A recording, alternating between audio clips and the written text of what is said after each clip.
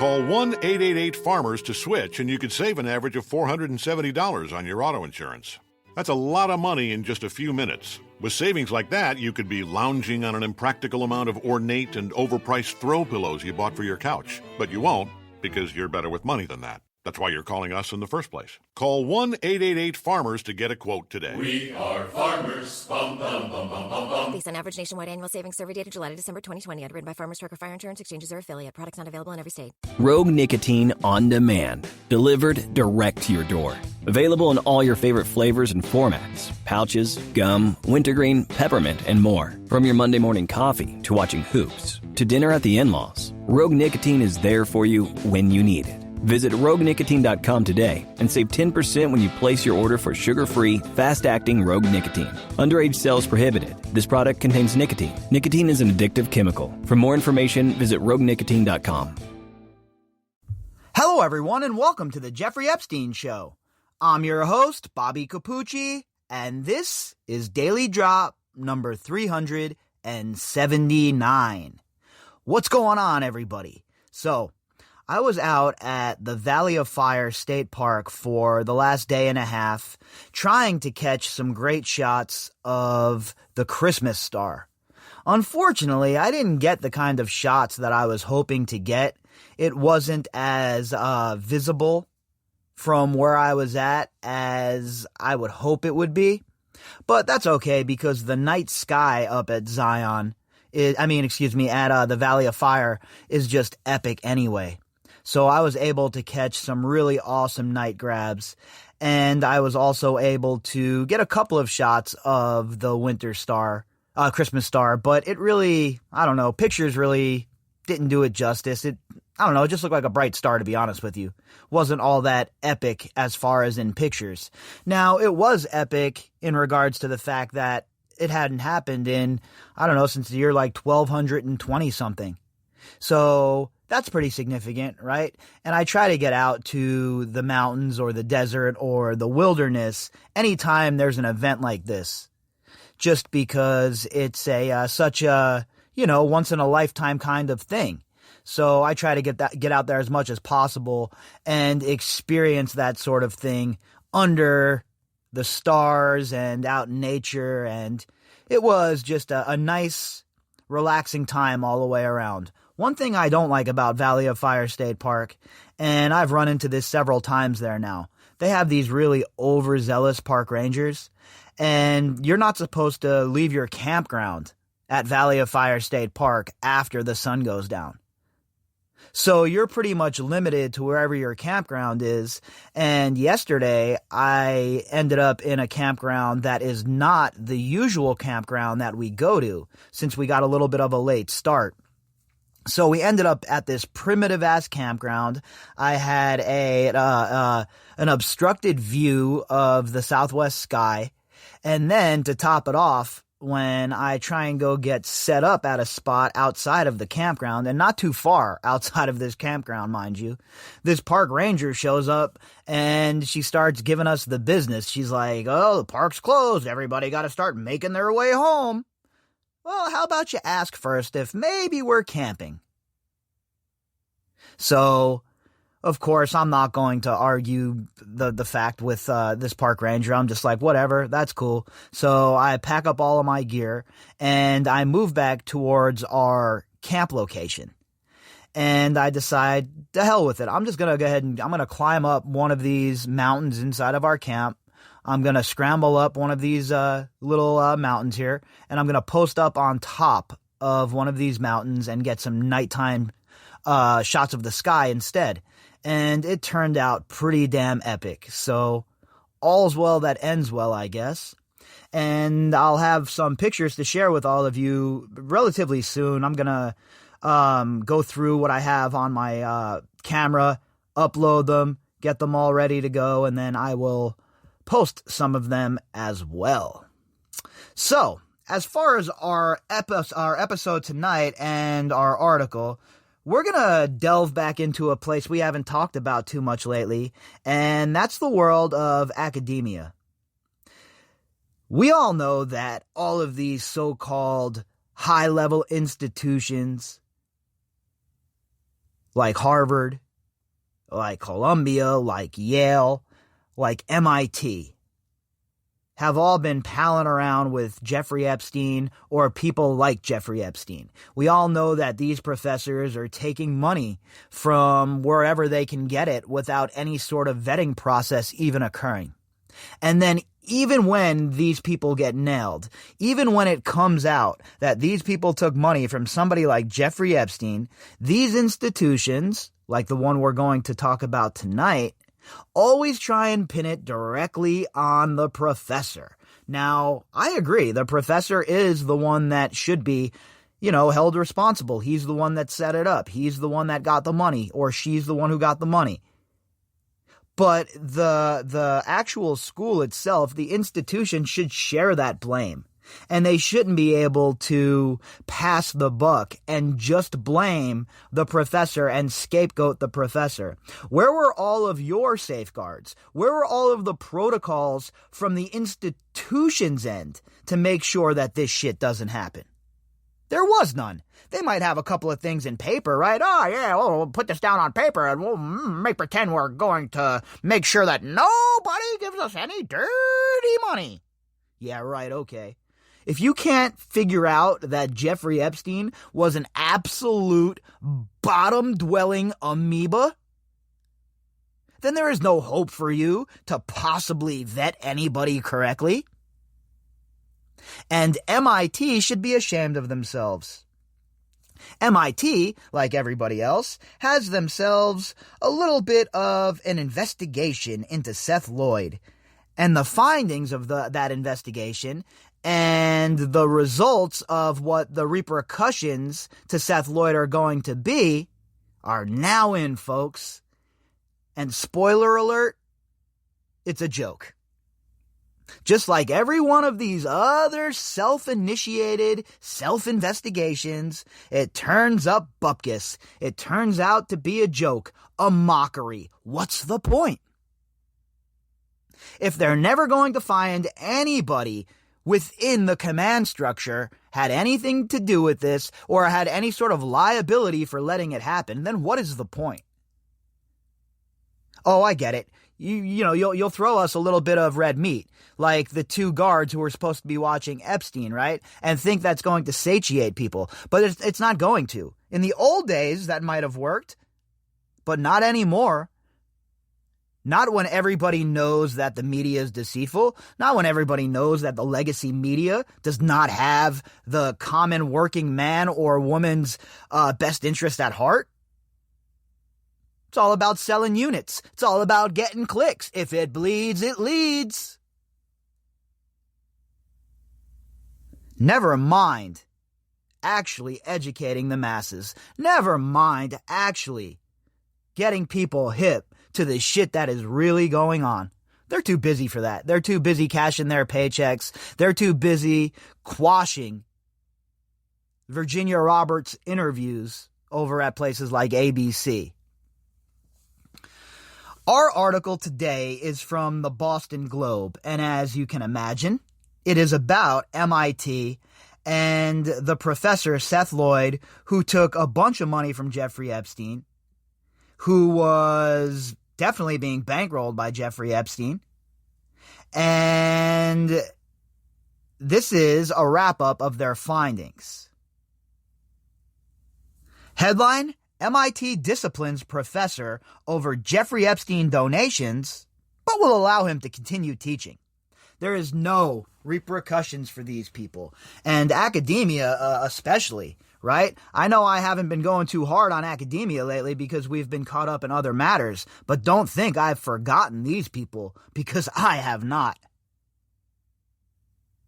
It is a travesty what has gone on in the supposed hallowed halls of these so-called top-level institutions. How has this been able to propagate itself amongst these institutions? Aren't these supposed to be the smartest people in the world?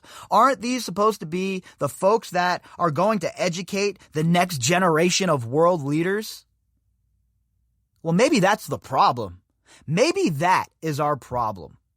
that the next generation gets sent to these dens of scum and villainy like MIT or Harvard.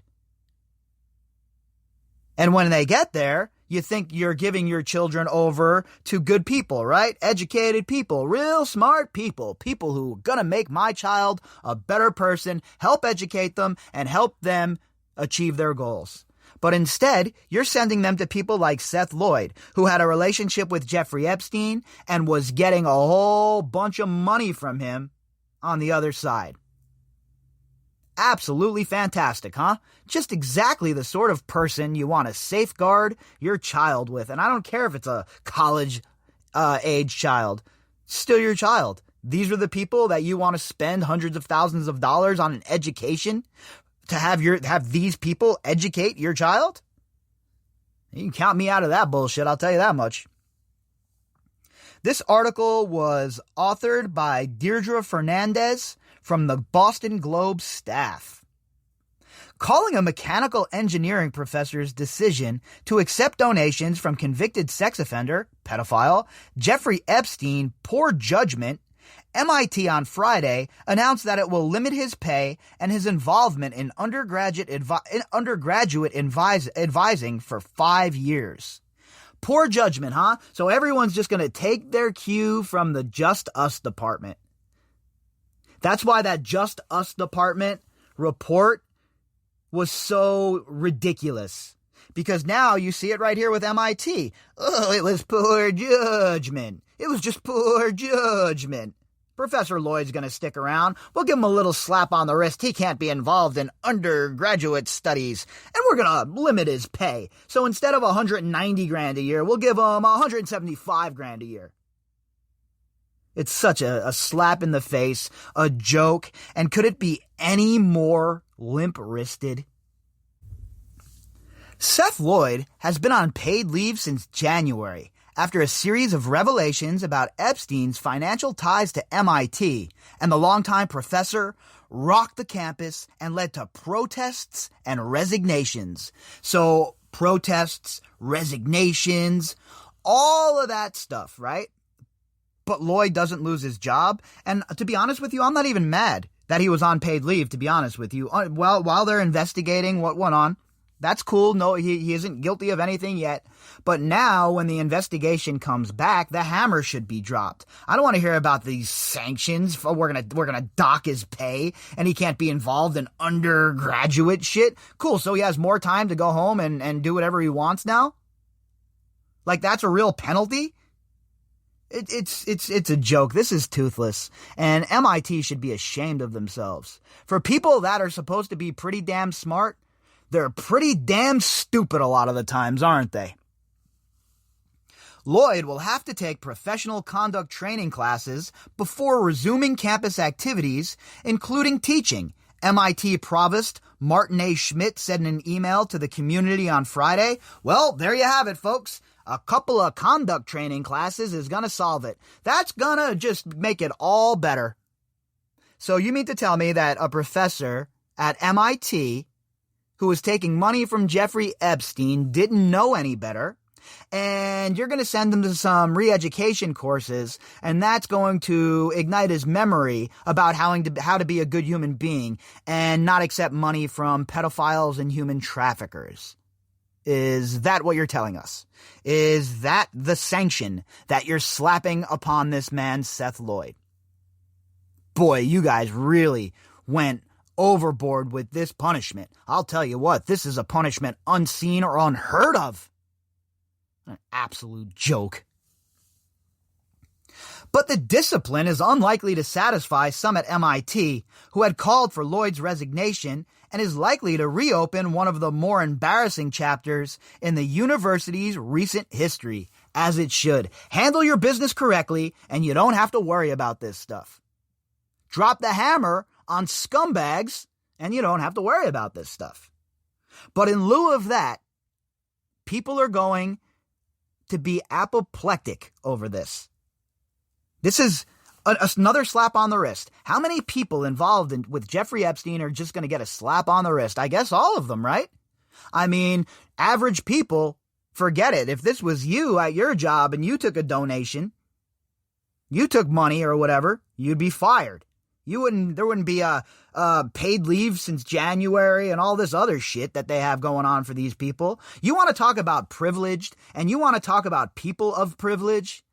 That's who we're talking about right here, folks. All of these disgusting, I'm better than you, sons of bitches.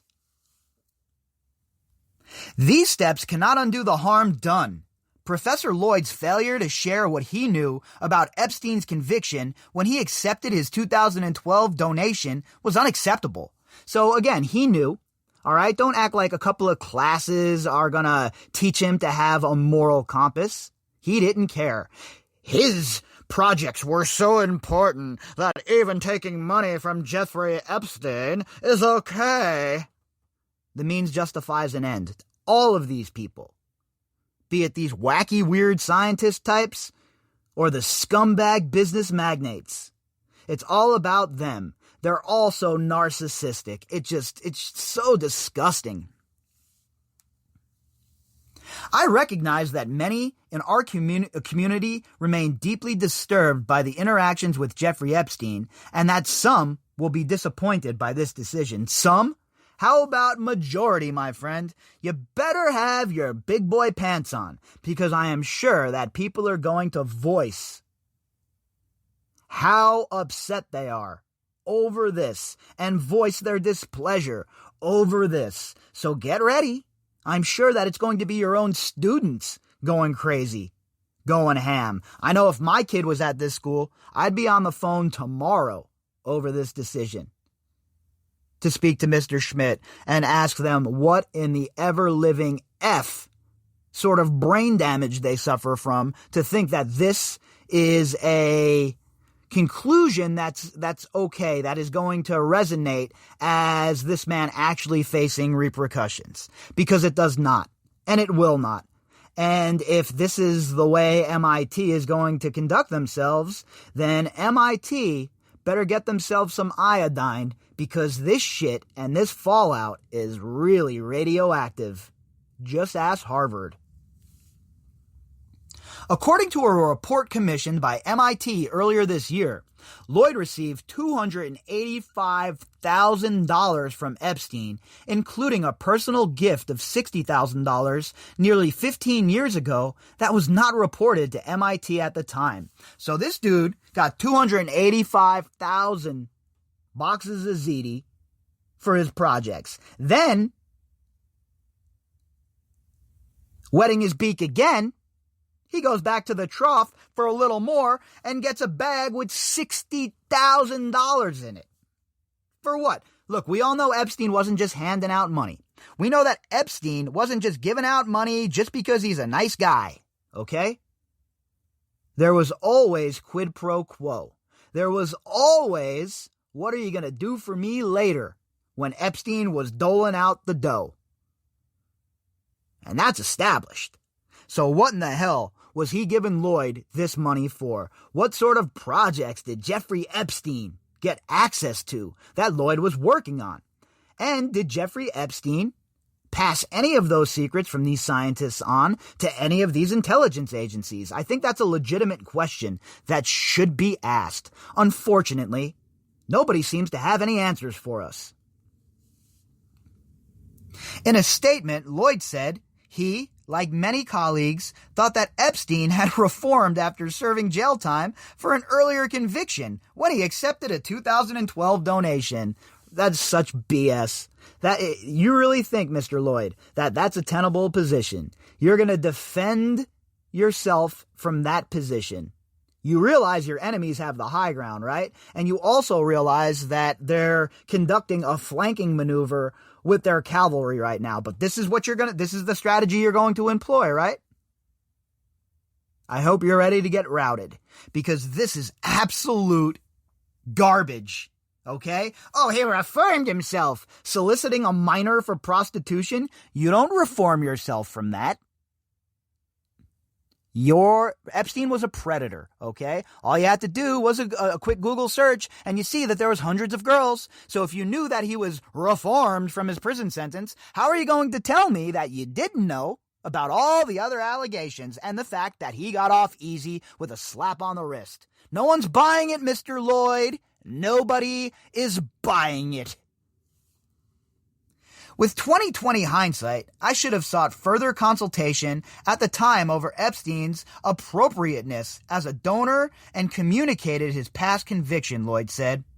I will always regret the pain that the involvement with Epstein has caused his survivors and members of the MIT community. So, further, as he should have communicated his past convictions to who? Anybody that is in charge of signing off on these donations shouldn't need anybody to tell them about the past behavior of a donor. You have the internet. You have a smartphone. Get your fingers moving. Do a little bit of legwork. Or is it you don't want to know, so that you have plausible deniability when shit goes south and we find ourselves here reading this ridiculous report? The cynic in me says, well, you know what the cynic says. The university brought together 2 faculty committees, and a majority of members on the review panel found that Lloyd violated MIT's policy on faculty misconduct by failing to inform the university that Epstein was a convicted sex offender, but that ultimately he didn't violate any policies by accepting the donation and didn't try to circumvent the university's donor policies. I can't even believe what I'm reading right here. So what they're telling us is they have no policies for this, and furthermore, the university should be ashamed of itself. They don't have a department to vet these people. I don't believe that. I really don't believe that. So just some random secretary in an office gets an email, say there's going to be a $20 million donation, and just okays it? There's no chain of custody for an email like that, or there's nobody that gets involved for anything like that. So to tell me that the university had no idea that Jeffrey Epstein was a sick son of a bitch is a bit hard of a sell. MIT at the time did not have any policy to deal with controversial donors. Of course they didn't, because this wasn't a one-off. I know it's sad to say, and it's disgusting, and it's depressing to think about, but this sort of money is so deeply dug into the very heart of these universities that it's not even funny. How many of these donors that are donating to these universities, folks, are absolute scumbags, money launderers, traffickers, human traffickers, drug dealers, you name it. And yet, these universities are just taking this money hand over fist, hands over their eyes. Oh, well, we didn't know it was the professor. Talk to the professor. We didn't vet. Well, what, we're supposed to vet Epstein too? Are you kidding me? And on it goes. And they just keep passing the blame around. And it never lands on anyone's back squarely. And they just hope that this story will eventually go away. But unfortunately for them, this is not one of those stories. And we're not going anywhere until a real trial is had and a real shot at justice has been given to these survivors, and till these institutions are held responsible. Epstein's ties to MIT became public last summer after the disgraced financier, pedophile, committed suicide, allegedly, in a Manhattan jail cell where he was being held on charges involving sex trafficking for minors. Former MIT Media Lab director Joy Ito acknowledged that he had accepted donations from Epstein and resigned in September 2019 after an explosive New Yorker story said that he and others tried to keep Epstein's funding quiet. Oh yeah, I'm sure Seth Lloyd had nothing to do with that. Seth Lloyd was just rolling on his own, kicking his can down the road, wearing his duster jacket, living in a world of one. Joy Ito gets the boot, but not Seth Lloyd. They both needed to go. MIT brought in law firm Goodwin Procter to review its relationship with Epstein. The firm found that Epstein had visited MIT at least 9 times in recent years and gave the university $850,000. So if Lloyd was responsible for his donations, the university's not? $850,000. And these dudes are trying to point the finger at just Lloyd? Well, I want Lloyd to face repercussions, no doubt about it. As you all know, I don't want middlemen.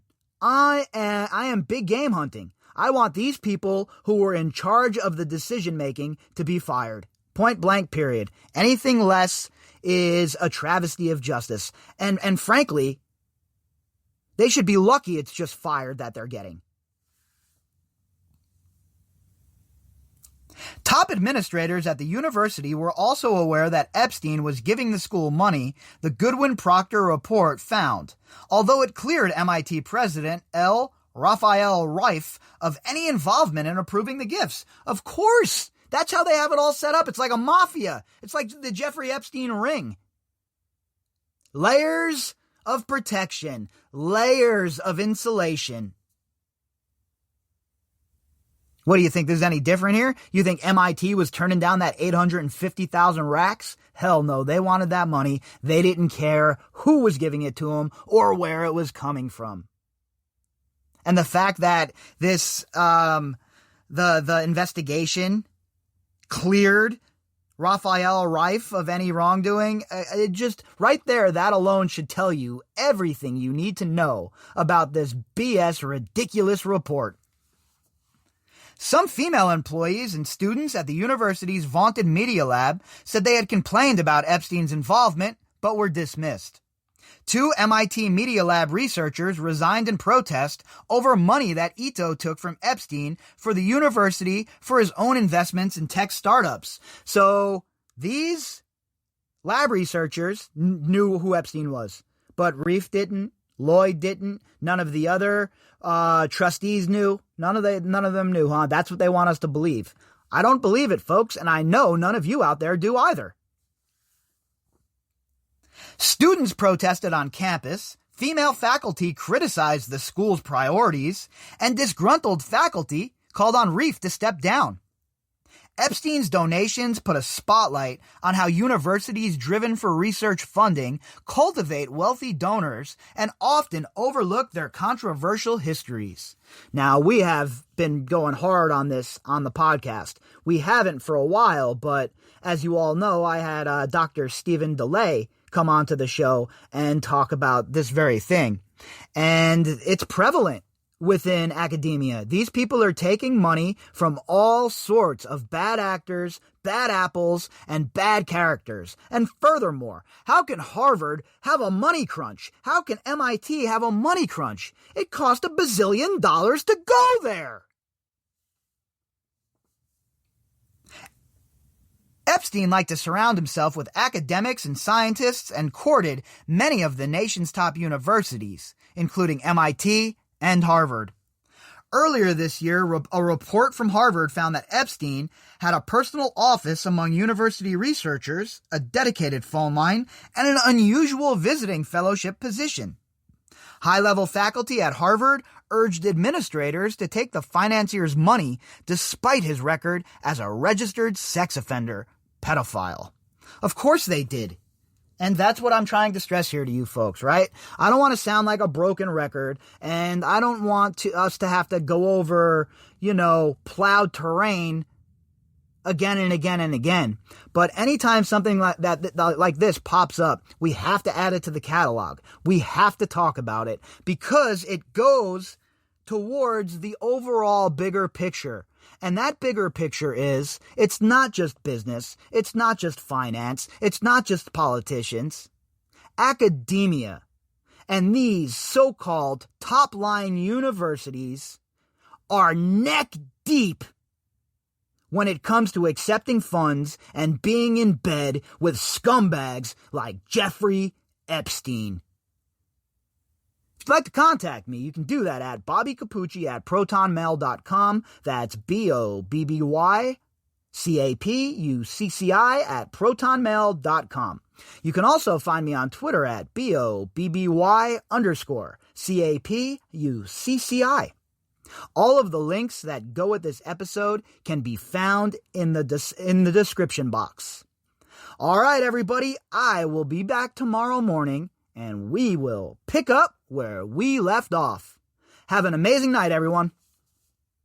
Children's National Hospital in Washington, D.C. improves children's health by developing better treatments and technologies. As one of the top children's hospitals in the nation, we take on the most complex, rare, and life-threatening conditions because all children deserve a healthy future. And with our new pediatric-focused research and innovation campus opening this spring, we'll be able to generate and share even more discoveries. Learn more at childrensnational.org/innovation. For the ones who know safety isn't a catchphrase, it's a culture. And the ones who help make sure everyone makes it home safe. For the safety-minded who watch everyone's backs, Grainger offers supplies and solutions for every industry, as well as safety assessments and training to keep your facilities safe and your people safer. Call, click Grainger.com, or just stop by. Grainger, for the ones who get it done.